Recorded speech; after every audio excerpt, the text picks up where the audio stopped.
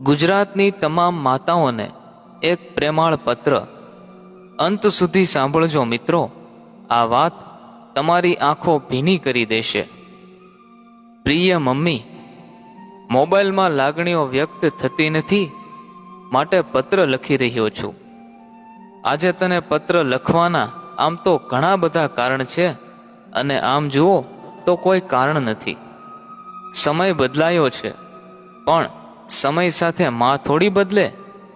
આ તારી આજુબાજુનું વાતાવરણ અને વ્યવસ્થા જરૂર બદલી છે. ટિપિકલ સાડીમાંથી તું ડ્રેસ પહેરવા લાગી છો તેનો આનંદ છે. ક્યાંક જીન્સમાં પણ આજની આધુનિક મમ્મીઓને સ્કૂટી પર બંબાટ જતા જોઉં ત્યારે થાય કે નક્કી આ મમ્મી તેના સંતાનને લેવા કે મૂકવા જતી હશે. કોઈ ગેસ પર કુકર મૂકીને નીકળ્યું હશે, કોઈ તેના વૃદ્ધ સ્વજનની વ્યવસ્થા સાચવવા ભાગમભાગ કરતી હશે. માં હંમેશા બીજાને માટે દોડે છે, પરિવારને જોડે છે, સ્વસુખને છોડે છે, તોય કેટલાક નગુણા સંતાનો માતાને વખોડે છે. ડ્રેસ કોડ ચેન્જ થયા છે, પરંતુ માની ચિંતા તો એવી ને એવી જ રહી. આ પત્ર દ્વારા ગુજરાતની તમામ માતાઓને મારે ખાસ એક બે વાત કરવી છે. ઘર અને પરિવારનું ધ્યાન રાખવામાં તમારું પોતાનું ધ્યાન રાખવાનું ચૂકી ન જતા પ્લીઝ.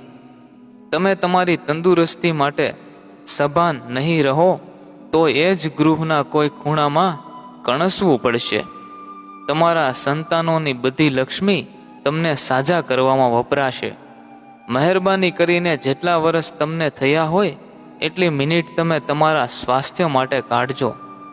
પરિવારજનોને ગરમા ગરમ જમાડી ગરવામાં રાખેલી બપોરની રોટલી ન ખાતા. નોકરીએ સમય પર પહોંચવા માટે તમારું જમવાનું સ્કીપ ન કરતા. જવાબદારીઓની બાણશૈયા વચ્ચે જીવવાનું ભૂલી ન જાતી મમ્મી.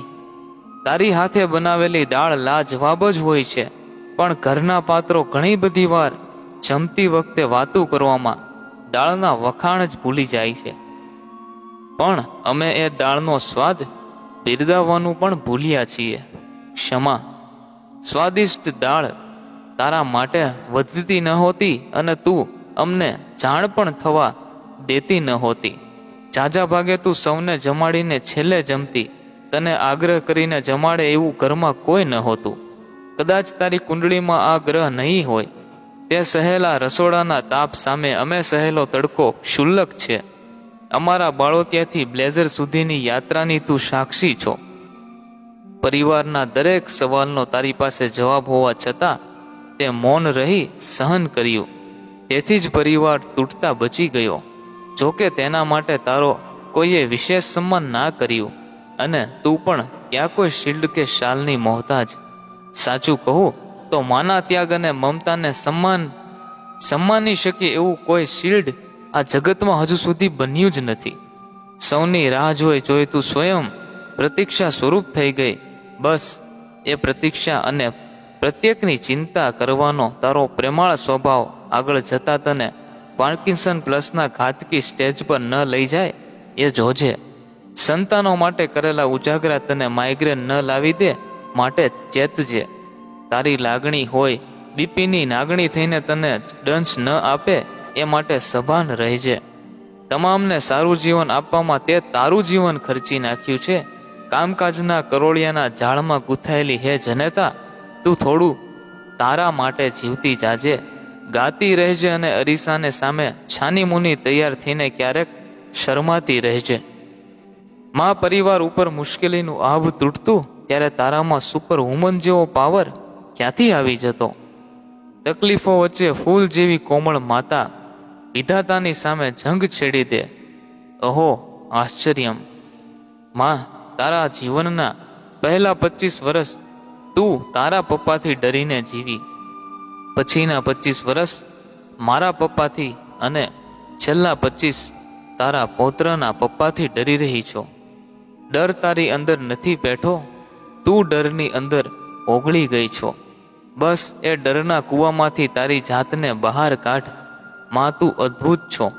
ભલે અમારા અસ્તિત્વનું કારણ તું છો, પણ માં, તારું પણ અસ્તિત્વ છે હો. તું તને પણ પ્રાયોરિટીમાં ક્યારેક મૂકજે મમ્મી. આ હું તને લખું છું, પરંતુ હું એ પણ જાણું છું કે તું કોઈ સોફ્ટવેર નથી કે અપડેટ થઈને ફરી રિસ્ટાર્ટ થઈ શકે, કારણ તું સ્વયં સોફ્ટ છો. સૌની ખુશી તારા થકી છે, પણ તારી ખુશી? તું વિચારજે માં, જેના માટે તે તારી આખી જાત બદલાવી, તેને તારા માટે સ્વભાવ સુદ્ધા નથી બદલાવ્યો. ખેર, તને પાછો એ વાતનો અફસોસ પણ નથી. સંતાનો જેવો મોંઘો દાટ ફોન ભલે ન ખરીદે, પણ એના ફોનમાંથી એકાદ બે તારી જૂની બહેનપણીઓને વિડીયો કોલ તો કરજે. તું 3310 ફોનમાં પણ ખુશ છો, કારણ કે તારે સંતાનોને ફોન કરવાના હોય છે. તારી અંદરની ચિંતાની એવી ફિલ્મ નોન સ્ટોપ ચાલતી હોવાથી તને બોલિવૂડ આકર્ષતું નથી. હજુ નાનો દીકરો જમવાનો બાકી છે, અને મોટો કેમ આજે ઓછું જમ્યો, અથવા તો કાલે દીકરીની બહેનપણીઓ માટે શું બનાવવું, બસ સતત આવી જ ચર્ચા અને ચિંતન તારી પ્રકૃતિ બની ગઈ છે. પરિણામે ટીવીની એક પણ સિરિયલ તને સોફા પર સ્થિર નથી કરી શકતી. દીકરાનો ભાવ પણ તે જોયો, અને વહુ આવતા બદલાતો સ્વભાવ પણ. માં, તને આ ઘરમાં કોઈ ન ઓળખી શકે સિવાય એક તારું ઓશિકું. તારા બેડરૂમનું એ ઓશિકું જ જાણે છે કે તું કોના માટે કયા મુદ્દા પર કેટલી વાર રડી છો. સાચું કહું તો આ પત્ર લખવાની પ્રેરણા પણ તારા ઓશિકાને સ્પર્શ્યા પછી જ મને મળી છે. હું આજના સંતાનોને પણ કહું છું કે તમારા ઘરમાં હાલતી ચાલતી અને બોલતી માં હોય, તેની સાથે થોડો સમય વિતાવજો. માં પાસે હવે જાજો સમય નહીં હોય. માનું ઓશિકું મારે મન તીર્થ સ્થાન છે. માં ફોટો બની જાય એ પહેલા તેને ફાટું ભરીને વહાલ આપજો. એકાદી મૂવી મમ્મી સાથે જોજો. મમ્મી પપ્પાને સમદીને નવા કપડાં પહેરાવી, નવા ફોન સાથે તેમના બર્થડે ઉજવજો. તેની સાથે જૂના ગીતોની અંતાક્ષરી રમજો, અને તેમાં મમ્મીને જીતવા દેજો. માના બાળપણના પ્રસંગો એની મોઢે સાંભળજો. ક્યાં પહોંચ્યો બેટા, તે જમી લીધું? આવા એકના એક સવાલમાં જ્યારે માં પૂછે, ત્યારે સહેજ પણ પિત્તો ગુમાવ્યા વગર તેને સંતોષકારક જવાબ આપજો, કારણ કે માં તિથિ અને ચોઘડિયા જોઈને મૌન નથી થતી. માતૃત્વના કવરેજમાં રહેશો તો પરમાત્માના નેટવર્કને અનુભવી શકશો. માં કદી કોઈ દિવસની મોહતાજ નથી, કારણ કે માને યાદ કરો એ પ્રત્યેક દિન મધર્સ ડે છે.